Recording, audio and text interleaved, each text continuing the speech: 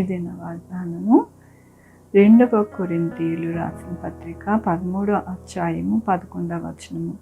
ప్రేమ సమాధానమునకు కర్తయగు దేవుడు మీకు తోడై ఉన్నాడు. ఎంత గొప్ప వాగ్దానాన్ని దేవుడు మనకి అనుగ్రహిస్తూ ఉన్నారండి.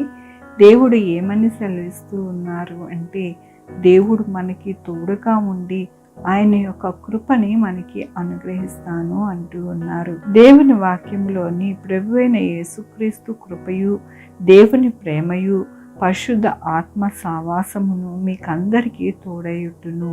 ఇక్కడ దేవుడు ఏమని సెలవిస్తూ ఉన్నారు, ఎలాగ తోడుగా ఉంటారు అని అంటే, ఆయన యొక్క కృప, ఆయన ప్రేమ, పరిశుద్ధ ఆత్మ, ఆయనతోని సావాసము మనకి తోడుగా ఉండి మన ఎడల ఎల్లప్పుడూ కూడా ఆయన సంతోషించే వారిగా ఉంటారు అని దేవుడు సెలవిస్తూ ఉన్నారు.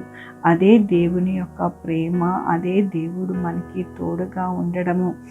దేవుడు ఎంతగానో మనల్ని ప్రేమించి ఈ దినమున దేవుడు ఆయన వాగ్దానముతో మనల్ని ఎంతగానో అలంకరించి నడిపిస్తూ ఉన్నారు. దేవుని యొక్క కృప, ఆయన యొక్క పరిశుద్ధ ఆత్మ సావాసము మన అందరికీ అనుగ్రహించి మనమందరము కూడా పరిశుద్ధ ఆత్మలోను ఆయన యొక్క ప్రేమలోని మనము వర్ధిల్లేలాగున దేవుడు మనకి తోడుగా ఉంటారంట. మనమందరము కోరుకునేది, ఆశపడేది ఆయన యందు, మరి వేచి చూసేది కూడా అదే కదండి. పరిశుద్ధ ఆత్మ, ఆయన కృప, ఆయన ప్రేమ, ఆయన సావాసము మనకి దొరికితే మన జీవితము ధన్యకరముగా ఉంటుంది, ఆశీర్వాదకరముగా ఉంటుందని మనమందరము కూడా మరి ఉదయకాలమున ఆయన కొరకు కనిపెడుతూ ఉన్నాము. దానినే దేవుడు బలపరిచి నడిపించడానికి ఈ దినమున ఆయన వాగ్దానముతో మనతో మాట్లాడుతూ ఉన్నారు. మిమ్మల్ని ప్రేమిస్తూ ఉన్నాను, మిమ్మల్ని విడవక ఎల్లప్పుడూ కూడా మీకు తోడై ఉంటాను అని దేవుడు ఈ దినమున బలపరుస్తూ ఉన్నందుకు దేవునికి వందనాలు చెల్లిస్తూ ఉన్నాను.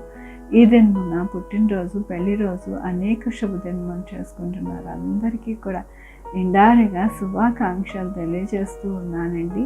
మీ జీవితంలో దేవుని యొక్క ఆత్మ, ప్రేమ, కృప, ఆయన తోడు, ఆయన యొక్క ధననిధి అంతా కూడా మీకు అనుగ్రహింపబడును కాక. ప్రార్థించుకున్నామండి. యెహోవా దేవా, నా తండ్రి, నా ప్రభువా, మీ కృపా కనికరస్తాన్ని బట్టి నీకు వందనాలు, స్తుతులు, స్తోత్రం చెల్లించుకుంటున్నాను. గొప్ప దేవుడుగా మీరున్నారు. మీ యొక్క కృపని నాయన మా జీవితాల్లో నుంచి మాకు తోడుగా ఉండి నడిపిస్తాను. మీకు వందనాలు.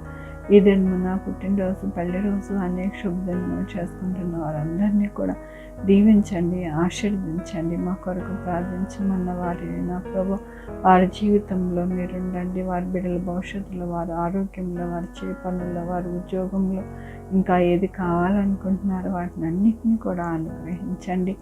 Sugar, BP, thyroid, heart problem, kidney problem, AIDS, cancer, నరాల బలహీనత, పెరాలసిస్, గ్యాస్ట్రిక్ ట్రబుల్, ప్రతి విధమైన అనారోగ్యాన్ని తీసివేసి స్వస్థపరచండి. ఆయన స్వస్థపరిచే యెహోవా నేను అన్నారు. నా ప్రభు మీ కృపని అనుగ్రహించండి. నా ప్రభు ఎవరైతే ఇళ్లలో ఇబ్బంది పడుతున్నారో వారందరికీ నాయన మీరే సహాయం చేయండి. ఎవరైతే రెంట్స్ కట్టుకోలేకపోతున్నారో అవన్నీ కూడా మీరే మీ యొక్క కృపను అనుగ్రహించండి.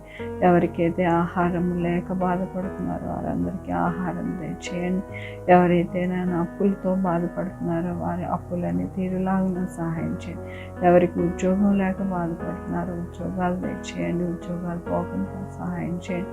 బిడ్డలు లేక బాధపడుతున్నారో వారికి బిడ్డలు దయచేయండి.